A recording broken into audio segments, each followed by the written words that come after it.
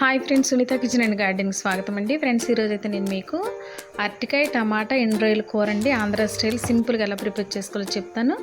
పొయ్యి మీద స్టవ్ వెలిగించుకొని పొయ్యి మీద గిన్నె పెట్టుకొని మనం వండుకునే పాత్ర, అందులో ఆయిల్ వేసి వేడెక్కిన తర్వాత ముందుగా కడిగి పెట్టుకున్న ఎండు రొయ్యలను అందులో వేసి వేగనివ్వాలి. తర్వాత తరిగి పెట్టుకున్న పచ్చిమిర్చి, ఆనియన్స్ కూడా వేసుకోవాలండి. ఇప్పుడు కర్రీకి సరిపడంత పసుపును కూడా వేసి కొంచెం వేగనివ్వాలి.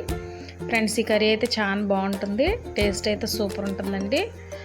అరటికాయలు తొక్క తీసుకొని ముక్కలుగా కట్ చేసి పెట్టుకోవాలి. ఇప్పుడు తరిగి పెట్టుకున్న అరటికాయ ముక్కలు కూడా మనం ఇందులో వేసేసుకోవాలండి. ఫ్రెండ్స్, ఎప్పుడు కూడా అరటికాయల్ని మనం వేసిన తర్వాత వెంటనే ఉప్పు, కారం, పసుపు, టమాటాలు కూడా వేసుకోవాలి. నేను తరిగి పెట్టుకున్న టమాటాలను కూడా వేసుకున్నానండి.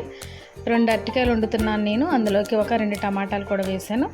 ఇప్పుడైతే కర్రీకి సరిపడంత ఉప్పు, కారం కూడా వేసేసి వాటర్ని పోసుకోవాలండి. వెంటనే వేసుకోవాలి ఇవన్నీ కూడా, ఎందుకంటే అరటికాయ కూర ఇప్పుడు కూడా లేట్ చేయకూడదండి.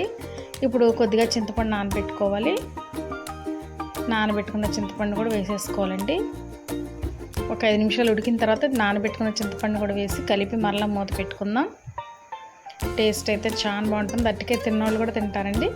కరివేపాకు కూడా మనం ఇలాగా, నేనైతే ఒక రల్లేస్తున్నానండి. కరివేపాకు కూడా ఇందులో వేసుకుని మరలా మూత పెట్టి ఒక 5 మినిట్స్ ఉడకనిద్దామండి.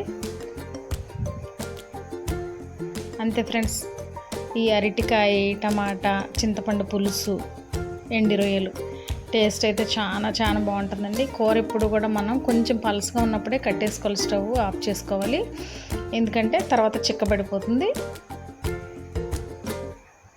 అంతే ఫ్రెండ్స్, చూసారు కదా ఎంతో రుచికరంగా ఉండే ఆంధ్ర స్టైల్ అరటికాయ, టమాటా, ఎండు రొయ్యల కర్రీ అయితే రెడీ అయిపోయిందండి. మీరు కూడా తప్పకుండా ప్రిపేర్ చేసుకొని తిని ఎలా ఉందో చెప్పండి. మీకు నచ్చితే తప్పకుండా నా వీడియో లైక్ చేయండి, నా ఛానల్ సబ్స్క్రైబ్ చేసుకొని మీ ఫ్రెండ్స్కి కూడా తప్పకుండా షేర్ చేయండి. ఇంకా మరిన్ని వీడియోస్ కోసం నా ఛానల్ని వీక్షిస్తూ ఉండండి. Thank you for watching.